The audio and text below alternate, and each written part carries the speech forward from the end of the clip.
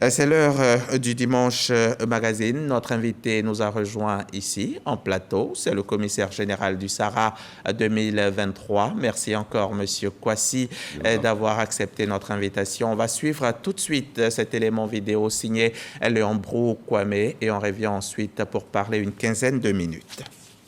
Agriculteurs, fabricants d'outils de production et de transformation, éleveurs, transformateurs, négociants et exportateurs de produits agricoles et halieutiques, bref, le Salon international de l'agriculture et des ressources animales, un rendez-vous des professionnels ivoiriens, africains et mondiaux des secteurs de l'agriculture et des ressources animales. 6 000 cette année au parc des expositions d'Abidjan, ouvert pendant 10 jours à 300 000 visiteurs. De réelles retombées économiques immédiates, quantifiables seulement à partir du 8 octobre prochain, date de clôture du Sahara. Au menu donc, exposition pour mettre en avant les savoir-faire de chaque secteur avec en toile de fond des échanges d'expériences, des rencontres B2B pour aussi nouer des partenariats d'affaires, mais surtout promotion et valorisation des produits agricoles comme le cacao et le café dont le kilogramme Borchamp passe respectivement de 900 francs à 1000 francs CFA et de 750 francs à 900 francs CFA. Soumise à réflexion, la question de la souveraineté alimentaire, c'est-à-dire le droit des peuples à une alimentation saine produite par des méthodes durables. Ici, les réponses du Sahara 2023 passent par des activités parallèles et conférences sur le thème « L'agriculture africaine face aux défis des chocs internes et externes, quelles innovations pour améliorer les secteurs agricoles et la souveraineté de nos pays ?» C'est un récit de Léon Kwame du service économie de la rédaction. Mon commissaire, oui. Monsieur le commissaire général, Monsieur Kwasi, le Sahara, après 5 éditions, quelles innovations aujourd'hui? Merci. Le Sahara, effectivement, est à sa 6e édition. Les 2 premières éditions qui ont eu lieu en 1997 et 1999 ont été des éditions, je dirais, d'essai et qui ont connu de francs succès. Il y a eu une interruption jusqu'en 2015 où le président de la République, son Excellence Alassane Ouattara, a relancé ce salon. Et depuis cette 3e édition en 2015, le salon aujourd'hui, il se positionne comme un salon international, comme le veut bien sa dénomination Salon international de l'agriculture et des ressources animales. Ce salon aujourd'hui est une fierté pour la Côte d'Ivoire et pour la sous-région entière. Parce que, on ne le dit pas assez, mais c'est un forum où tous les acteurs agricoles viennent pour s'inspirer des méthodes, viennent pour exposer leur savoir-faire et viennent pour rencontrer d'autres choses, pour améliorer ce qu'ils font déjà. Qu'est-ce qui est prévu de nouveau pour cette 6e édition? Et donc, comme innovation cette année, je l'ai dit, c'est peut-être banal, mais les éditions dernières jusqu'à la 5e se tenaient sous des chapiteaux qui sont construits et qui sont démontés après le Sahara. Mais à partir de cette année, avec la vision de Monsieur le Président de la République de bâtir une Côte d'Ivoire qui fait envie, ça je suis fier de le dire, nous avons aujourd'hui un parc d'exposition qui est sublime, une beauté, un joyau. Et donc déjà, quand on y va, on voit d'autres choses que ce qu'on voyait. C'est déjà une innovation. En plus, les activités qui s'y tiennent, il y a des ajouts à chaque année. Et cette année, par exemple, nous avons commencé, après la cérémonie d'ouverture, par les assises du Sahara. Les assises du Sahara, c'est rien d'autre qu'un panel de haut niveau. Un panel animé par des ministres d'agriculture, par des experts agricoles de hautes institutions agricoles. Et donc, après ce panel de haut niveau, on a aujourd'hui, pour être conforme à la vision du président de la République, qui a dédié cette année 2023, année de la jeunesse, institué une journée spécialement dédiée à la jeunesse. Donc il y aura donc une année jeunesse et il y aura la contribution de toutes les régions de Côte d'Ivoire qui sont invités à venir montrer leur savoir-faire régional, leurs acteurs régionaux, et donc pour promouvoir l'agriculture au niveau régional. D'accord. Et la journée jeunesse, elle sera meublée de quoi? Je crois qu'elle va se tenir le 4 octobre. Hein? Exactement, avec la présence remarquable et remarquée du Monsieur le Premier ministre du gouvernement ivoirien qui viendra ce jour-là pour parler aux jeunes. Elle va consister en quoi, cette journée? Cette journée, comme je l'ai dit, elle va consister d'abord à un message de l'État de Côte d'Ivoire aux jeunes pour les attirer vers les jeunes. Vers l'agriculture. Vers l'agriculture, je dirais. Et ça sera aussi l'occasion pour les institutionnels de dire aux jeunes que l'agriculture évolue. De dire aux jeunes que nous sommes partis d'une agriculture manuelle, mais nous évoluons grâce aux politiques mises en place vers une agriculture moderne. Ça veut dire quoi? Ça veut dire une agriculture mécanisée, ça veut dire une agriculture maîtrisée, c'est-à-dire la maîtrise de l'eau, la maîtrise des outils de l'agriculture. Et aujourd'hui, on doit faire savoir que l'agriculture n'est pas une pratique mais c'est une industrie. On peut venir, ou on doit venir investir dans l'agriculture. Il faut entreprendre dans l'agriculture. C'est cela. Et le 4 octobre, il faut le dire, hein, c'est aussi le jour où le Premier ministre va lancer le concours Hackathon, le concours des start-up. Justement, parce que, comme on le disait, les innovations passent aussi par une agriculture à l'heure du temps, à l'heure des TIC. Bien sûr. Et donc, il y a ce concours Hackathon qui permettra à des jeunes de proposer des solutions innovantes pour améliorer la pratique agricole. Et donc, le Premier ministre viendra lancer ce concours. Et vous l'avez dit, les jeunes ne sont pas beaucoup attirés par l'agriculture en ce moment. Pour les y intéresser, il faut peut-être réinventer notre agriculture. Et quelle est cette nouvelle agriculture, justement, qui peut être proposée aux jeunes? Cette nouvelle agriculture, c'est ce que je disais, un peu mécanisée, parce que ne l'oublions pas. Ne l'oublions pas, aujourd'hui, dans les villages, pour les parents, c'est échouer que de retourner à la terre. Mais pourquoi? Parce que lui-même, il sent la douleur quand il sent la pénibilité du travail. Quand il va, comment lui, il souffre. Et il met son enfant à l'école, c'est pour ne pas qu'il souffre comme lui.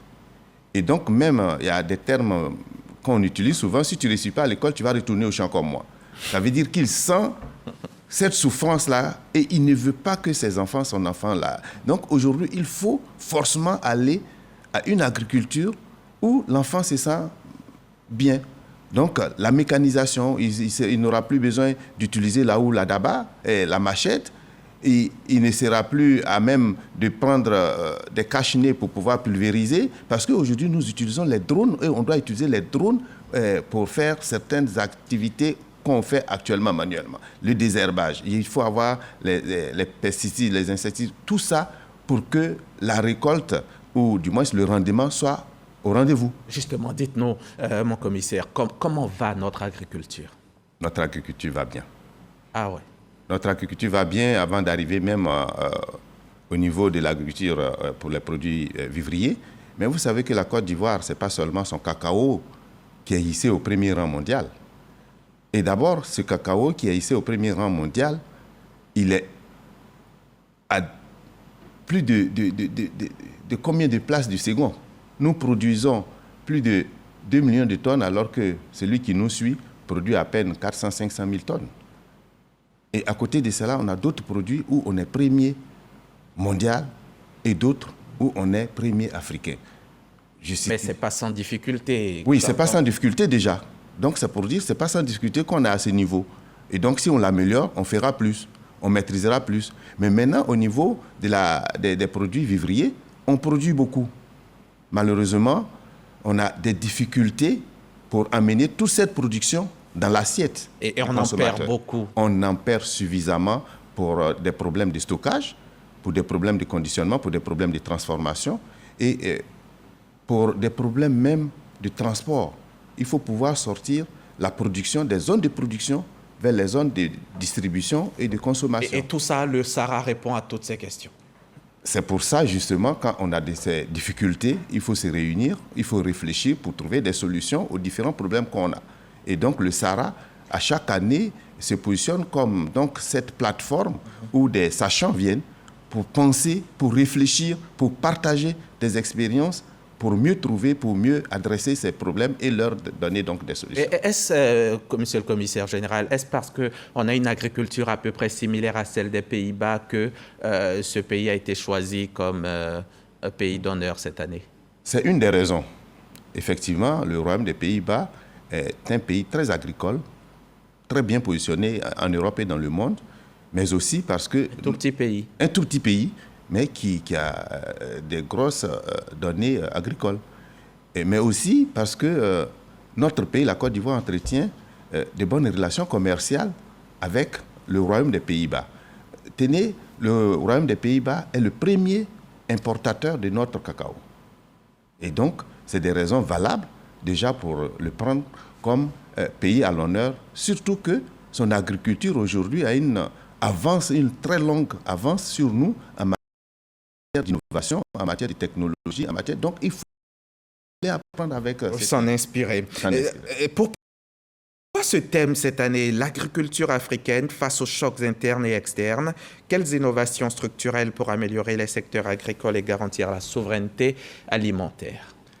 Un thème d'actualité, effectivement, parce que vous savez, on vient de sortir de cette grande pandémie qui a impacté le monde entier. Et aujourd'hui, nous avons des crises un peu partout dans le monde, à l'intérieur de certains pays. Et nous savons aussi que la crise russo-ukrainienne a été un facteur qui a fait flamber tous les prix. Et même qui a diminué les quantités qu'on importait de différents pays. Et aujourd'hui, nous sommes confrontés, donc nous sommes face à une situation. Comment faire pour ne plus continuer à vivre, à souffrir quand il y a une quelconque crise ailleurs? Et donc ce thème, il appelle donc les Africains à venir ensemble, réfléchir, trouver des moyens et puis essayer de lutter efficacement, être résilient aux crises à venir. Donc voilà pourquoi ce thème, pour nous, est d'importance capitale pour l'avenir de notre agriculture et de nos consommations. Le Sahara 6, c'est donc 400 000 visiteurs attendus.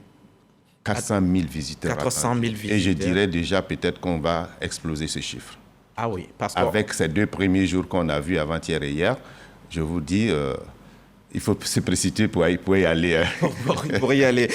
L'an dernier, enfin, la dernière édition, on était à 360 000 et l'édition d'avant, c'était 300 000, à peu près 50 000 visiteurs en plus en moyenne chaque année, ce qui est absolument une bonne chose. Bon, à part peut-être le bémol, c'est que les nombreux voyageurs manquent leur vol, ratent leur vol compte tenu de la situation du parc des expositions. Au niveau du Sahara, d'aucuns parlent de copie du SIA ou du SIAM pour être plus près de nous au Maroc. C'est une bonne chose de copier ce qui est bon. Ouais. Parce que ce soit le SIA, que ce soit le SIAM, c'est des salons à envergure internationale. Et qui ont une longévité. Au-delà des 50 éditions. Donc si ces salons-là sont d'envergure internationale et qu'on se veut international, mais il faut faire comme ceux qui sont devant. Donc, nous, on n'a pas de complexe à copier ce qui est bon. On n'a pas de complexe à copier le SIA comme à copier le SIAM.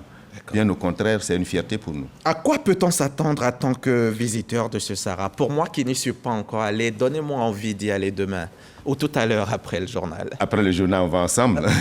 Bon, je vous dis sincèrement que d'abord, quand on dit salon d'exposition, on voit tout un flou parce qu'on ne comprend pas exactement ce que c'est. Mais pour un visiteur quelconque que je voudrais inviter, je lui dis, c'est l'occasion de venir donc faire disparaître toutes ces hésitations à visiter un salon de l'agriculture. Parce qu'il y a la découverte à faire dans un salon. Dans un salon de l'agriculture, les enfants, par exemple, qui n'ont pas eu la chance de naître au village comme nous, qui aiment bien la kéké, connaissent même pas comment est la feuille d'akéké, et de manioc qui produit la kéké, même tubercule, même déjà, ils ne connaissent pas. Donc, il y a les découvertes à faire. Et autant pour les enfants, pas pour les enfants seulement, pour tout le monde. Et il y a donc non seulement cette découverte à faire, mais il y a aussi des opportunités à aller. On peut aller en tant que visiteur et puis en ressortir un investisseur Bien potentiel entendu. dans l'agriculture. Et justement, en tant qu'investisseur, en tant qu'opérateur économique, why is the Sahara the place to be? Pourquoi je dois y être? Merci. Avant même de revenir sur ça, parce qu'il y a une petite anecdote que je vais vous dire, ou bien c'est pas... vous savez, les enfants aujourd'hui, dans certains quartiers, ils mangent le poulet, ils n'ont pas eu la chance de le poursuivre comme nous l'a fait au village. Non, ils ne savent même pas comment il est. Ils mangent les steaks, ils ne savent même pas comment le bœuf est. Mais là, ils ont l'occasion d'aller vivre ça, de voir le poulet, de voir le bœuf, de voir le cochon, de voir beaucoup de choses. Donc, il y a déjà cette découverte, comme je l'ai dit, pour certaines personnes qui n'ont jamais eu même le contact avec l'agriculture. Mais en tant qu'opérateur économique, c'est la plateforme la plus indiquée si on veut investir dans l'agriculture. Parce que non seulement on a là les producteurs, on a là les transformateurs, on a là les agrofournisseurs, on a tout. Donc, on a sur le même lieu tout ce qui peut concourir à investir dans l'agriculture. Et pour y ajouter, il y a les investissements sur place parce qu'il y a d'autres qui viennent justement pour chercher qui va investir dans l'agriculture pour les aider. Donc, quelqu'un d'économique a beaucoup d'intérêt à aller au salon de l'agriculture. Et surtout, celui de la Côte d'Ivoire, où aujourd'hui, toute la sous-région ouest-africaine est représentée, l'Afrique, l'Europe, l'Asie. Les gens sont venus de partout. Et on va terminer en 30 secondes. Vous allez nous dire qu'est-ce qu'on y gagne véritablement? Qu'est-ce que la Côte d'Ivoire gagne avec le Sahara? Les retombées pour notre pays. 30 secondes. Comme tout pays qui organise un salon ici attend forcément des retombées économiques, mais pas seulement économiques, même touristiques et autres. Mais pour rester sur le plan économique, sachez que déjà en 2015, quand on revenait pour la relance du Sahara, il y a eu des accords et conventions, des contrats qui ont été signés à hauteur de 38 millions. Tenez-vous bien, de 2015 à 2019, en 3 éditions, on est passé à 238 millions. Excusez-moi, que je rectifie, 233 milliards. De 38 milliards à 238 milliards, oui, en l'espace de 3 éditions. C'est ça. Mais ce que je peux vous dire déjà, c'est qu'il y a un contrat, une convention qui sera signée demain, à hauteur de 300 millions d'euros, à peu près 197 milliards. Presque déjà. 200 milliards. Presque 200 milliards déjà. Donc, vous voyez, comme le film le disait tantôt, le 8, on sera au rendez-vous pour vous faire le bilan de ce que la Côte d'Ivoire gagne. Et ce pays dont vous parlez, c'est bien entendu le pays invité d'honneur, c'est le Royaume des Pays-Bas. Le Royaume des Pays-Bas. La Côte d'Ivoire est donc sans conteste la terre des grands événements. Je pense également à la CAN qui approche à grands pas. Merci. Je vous en prie. Monsieur Kwasi Kwaku André, directeur des organisations professionnelles agricoles, on ne le dit pas assez. Vous êtes par ailleurs donc commissaire général du Sahara 6 et c'est à ce titre que nous, ici, nous vous avons invité ce dimanche et vous nous avez donné de bonnes raisons d'exposer au Sahara pour bien entendu bénéficier d'une plus grande visibilité, nouer des contacts, partager des expériences et multiplier les occasions de vendre vos produits car le Sahara est une plateforme d'opportunités d'investissement direct dans le secteur agricole, des ressources animales, halieutiques et forestières. Merci encore, monsieur le commissaire général, et bon retour sur vous. On se retrouvera peut-être pour faire un bilan. Merci. Plus tard. Merci à vous aussi, chers téléspectateurs. Je serai de retour chez vous jeudi, si vous le voulez bien.